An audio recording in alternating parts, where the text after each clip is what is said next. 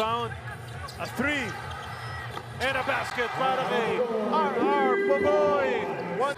Doon sa may bandang ilalim, Jeffrey Ma, Perry, Raymond Chow was there. Hindi na pa natin pinag-usapan the first two quarters. Always Agaw. Sobre. Perry gets. Nagawa ng mga several players, 4 players sa Macau. Oh! Pumasok How did he pa! do that? We declare it already?